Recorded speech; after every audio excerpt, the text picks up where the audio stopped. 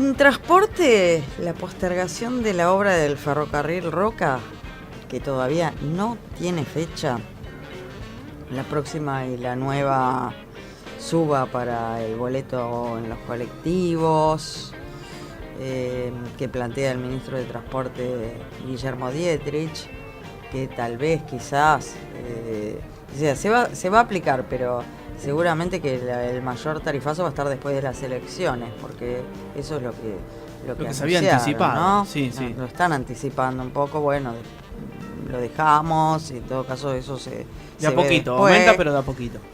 La suba de la nafta del 8% en enero. Todo esto se suma al deterioro en el servicio que prestan las empresas de colectivos de toda la ciudad de La Plata y que unen La Plata y Buenos Aires. Eso ni hablar, es una peripecia ir a Buenos Aires. Para hablar de todos estos temas y la suba de peajes, que por suerte volvió a Foja Cero. Una frase que le gusta al presi, Foja Cero. Foja Cero. Estamos en comunicación con el presidente de la Asociación Consumidores Responsables, Henry Stegmayer. ¿Qué tal, Henry? ¿Cómo te va? Buen día, Gabriela. ¿Cómo están? ¿Cómo les va? Muy bien. Y con todas estas situaciones que hacen un poquitito más difícil la vida cotidiana. Y bueno, cuando uno mira, digamos, el inicio en estos primeros meses del 2017, ha habido una serie de aumentos, digamos, de tarifazos, que vos mencionabas la nafta, el intento, porque una parte por lo menos se logró frenar en la justicia con respecto a los peajes. Digo, el peaje de Buenos Aires a la ciudad de La Plata, de La Plata a Buenos Aires subió, o se intentó subir el 33%, pero el peaje para la ruta 2 y la ruta 11 rondaba el 70% de aumento. Sí. Después se hablaba de un aumento de transporte del 100% que ahora se ha frenado, pero que está claramente, como decís vos, está claramente frenado en función de la cuestión electoral, y porque no se podía dar semejante golpe al bolsillo de los sectores trabajadores. Pero digo, acabamos de tener una audiencia de pública por el aumento del gas, donde antes de la audiencia se hablaba de un 10%, se dijo un 13%, que digo, son números más lógicos. Si bien no nos podemos olvidar que el año pasado aumentó de una manera terrible, pero después de la audiencia, inmediatamente después de la audiencia, la misma tarde de la audiencia, el ministro Aranguren ya habló entre el 30 y el 40%. Sí. Siempre esos son los números, y así podemos seguir con temas no tan, digamos, trascendentes como la luz, como el gas, como el agua, qué sé yo, pero el aumento de la medicina prepaga, el aumento del cable, el aumento... Cuando uno ve todo eso, siempre los aumentos van mucho más allá de la previsión inflacionaria que el gobierno ha hecho, que habla del 12 y 17, entre el 12 y el 17% para todo el año 2017, y va mucho más allá de los topes salariales que se ha puesto el gobierno, o que el gobierno pretende ponerle aún a la actividad privada. Sí. Entonces realmente cuesta mucho entender que se va a poder sostener no hay que ser economista ni entender mucho de economía para saber que no se va a poder sostener un tope inflacionario, o que los trabajadores van a perder una buena parte de su poder adquisitivo, cuando, insisto, digo, el mismo gobierno que le decía a los trabajadores, o acordó con los trabajadores estatales, 18% en 4 cuotas, o en esos días le estaba diciendo a los maestros, y todavía sigue discutiendo con los maestros, 18% en 4 cuotas, 19%, aumenta 33% el peaje, encima sin tener en consideración la situación puntual de la ruta que une La Plata con la ciudad de Buenos Aires, donde no hay camino alternativo, no hay una línea de micros que brinde un buen servicio, porque nadie controla, y eso es eternamente muy malo viajar en las líneas de micro, y además desde hace 1 año y medio, y no sabemos bien cuándo, porque ahora prometieron una vez nuevamente para junio, pero digamos, el tren sigue sin llegar a la ciudad de La Plata. Sí. Entonces, digamos, todo eso hace que uno diga, bueno, ¿alguien piensa en la gente o solamente estamos viendo cómo ajustamos la caja, el déficit fiscal famoso que tantas veces hemos escuchado hablar, o cómo le ajustamos la caja a las empresas para que vuelvan a tener grandes ganancias, que nunca las perdieron porque antes recibían el subsidio del Estado, y nunca está claro para qué, por qué, de dónde salen esos aumentos. En muchas asociaciones de consumidores decidimos a la última audiencia no participar, porque ya escuchamos en la anterior audiencia del gas, casi habría que pedirle perdón a las empresas de gas por lo que no le hemos pagado, sí. Cuando sabemos que no han invertido. O sea, tenemos millones de argentinos que siguen teniendo gas de garrafa porque no han extendido la red de gas. Bueno, digo, todas estas cosas hacen que cueste mucho entender hacia qué lado se mueve el gobierno, o cuesta mucho entender cuando se le pretende a todo dar un tinte social, pero que después está muy lejos de eso. Henry, ¿qué tal? Nicolás te saluda. Hola, Nicolás, buen día. Lo que yo te quería preguntar es, ¿a dónde se siente más estos aumentos, no? ¿En el peaje, en la energía? ¿Dónde es donde realmente en el bolsillo se sintió la diferencia? Y mirá, a mí me parece que si tomamos el inicio de este gobierno, el primer gran impacto en el bolsillo de la gente fue el aumento de la canasta alimentaria que se dio entre, digamos, unos días antes del balotaje y la asunción del nuevo gobierno hasta, bueno, todo enero y febrero del año 2016.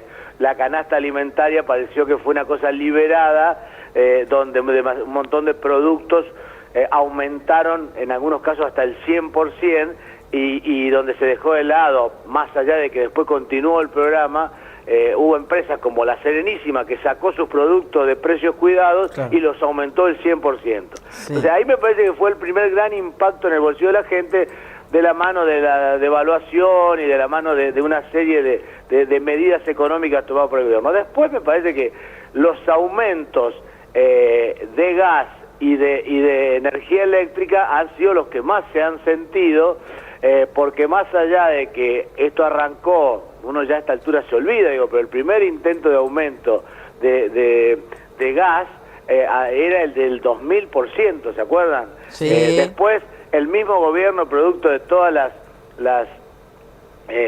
los reclamos, las presentaciones judiciales, llevó el tema a un tope del 400%, y después de obligar a hacer una audiencia pública, en definitiva el aumento rondó más o menos por ahí, y yo creo que todavía no terminamos de darnos cuenta cuánto nos han aumentado, pero ayer casualmente hablábamos con una serie de comerciantes de la ciudad de La Plata que todos tienen la misma sensación. En el caso de la luz o en el caso del gas, fundamentalmente se hablaba de la luz, la sensación es que antes pagaba 900 pesos el bimestre y ahora pago 1.000 pesos el mes. O sea que claro, un poco más del doble. Esto es donde se siente fuertemente en el bolsillo de la gente la pérdida de poder adquisitivo, porque digo, la canasta básica, la canasta alimentaria, mucha gente la salió a paliar en los aumentos, bajando a segundas marcas. En algún momento nuestra asociación hizo durante el año 2016, para allá por junio más o menos del 2016, hicimos una encuesta acerca de los cambios de hábito de consumo, y bueno, muchísima gente había dejado de salir a comer, de ir al teatro, pero fundamentalmente había cambiado los cortes de carne que consumía hacia cortes más baratos, había dejado de consumir o consumía mucha menos carne y se había pasado al pollo, bueno, cosas claro, por el estilo, y fundamentalmente se veía la baja o el cambio de consumo hacia marcas más baratas o de segunda o terceras marcas. Sí. Bueno, Claro. pero en el caso del gas y la luz... No hay escapatoria. ¿Cómo? Que no hay escapatoria. No hay escapatoria porque además no nos olvidemos que nos aplicaron aumentos porque siempre escucho hablar esto de los premios. Entonces, si vos gastás menos, si vos lográs gastar menos gas de que gastaste en el 2016, te van a bajar un 20%. Bueno, pero cuando te dicen eso y vos ya lo gastaste el gas, no hay vuelta. No. Y además cuando hace frío, la gente prende la estufa o no se baña con agua fría. Digo, no hay manera yo creo que donde mayor se siente es en la luz y en el gas. Me parece Claro. que ahí es el impacto más fuerte, además de la canasta alimentaria, por supuesto, ¿no? Henry, ¿qué es lo que podemos hacer los consumidores como consumidores frente a toda esta situación que se viene planteando? A ver, yo creo que acá hay una situación, las asociaciones de consumidores, las defensorías del pueblo, por tomar alguna de las referencias, o asociaciones civiles, han hecho, creo que a esta altura, todas las presentaciones judiciales posibles que han permitido, por ejemplo, que el gobierno no pueda aumentar sin hacer audiencia pública.